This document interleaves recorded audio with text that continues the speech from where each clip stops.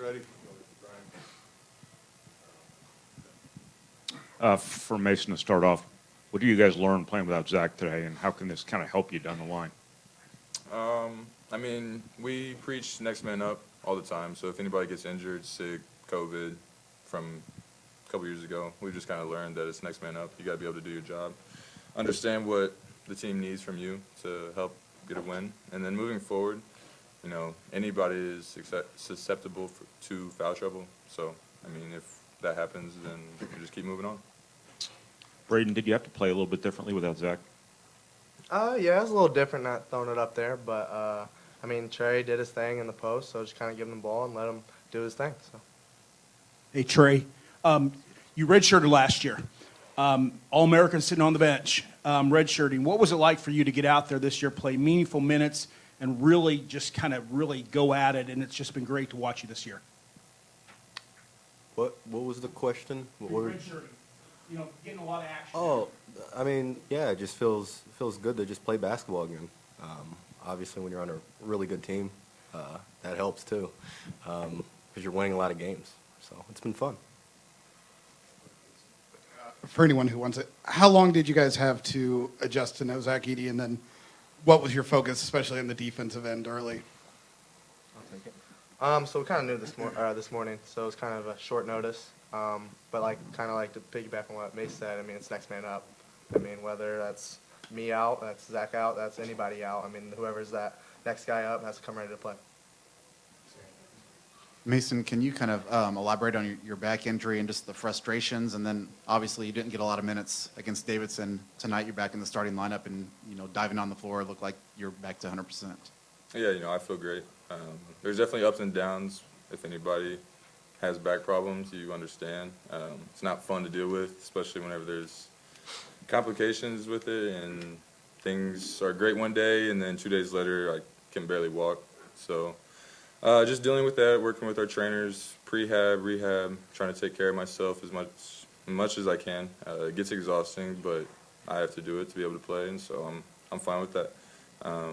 But I feel great on the court. You know, I'm going to continue to take charges, dive on the floor, everything that makes me who I am, the player I am, the team we are. So, yeah, back's all good. Mason, I know what you did tonight, diving on the floor and all that, but I happened to catch you yesterday at practice when you dunked over Caleb. I mean, that seemed like a sign that you were okay at that point. Yeah, it's happened a couple of times in the past year, not just on Caleb. But yeah, I'm good. Trey, just how much has your footwork improved down low on the block? That wasn't a travel. Correct. But how much have you worked on it, and how much has your footwork improved down there on the block?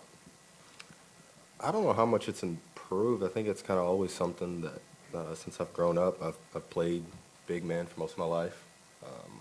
And so I don't know, it's kind of just natural. I don't know if there's really, you know, just getting the opportunity to work on it in practice, whereas last year I didn't really get that as much. Get to play in games, see what works, so. Yeah. Trey, just having that extended stretch there where obviously no Zach, Caleb's in foul trouble, just you were kind of the go-to guy of the offense, it felt like. Just being able to play yourself into a rhythm, just I guess how important was that for you tonight?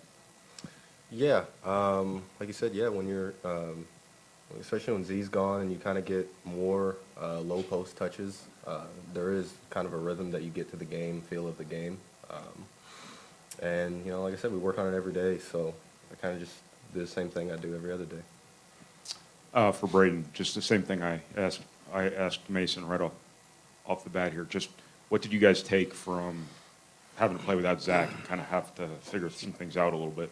I mean, it's definitely a huge adjustment, being able to not throw it to the best player in college basketball. So, I mean, that's kind of tough. But, I mean, we're going to figure it out either way. We're going to knock down shots. We're going to do our thing, no matter what, if he's there or if he's not. So just being able to kind of maneuver around that and figure that out.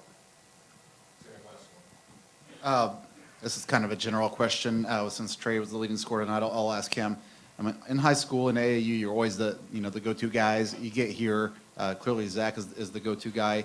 How has everybody kind of bought into that role of, one night I might have 24, one night I might have 2 points, and then, it seems like it's 7, 8 deep with that kind of mentality?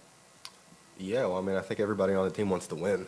So we know when we throw the ball to Zach, he scores pretty much every time. So I think when you see that, every day in practice, and you see what he does in games, like, it's just kind of an easy decision at that point. So obviously, Coach Payne's done a great job of recruiting people who want to win and are competitive. So that's what you get. Merry Christmas. Yeah, Merry Christmas. Yes.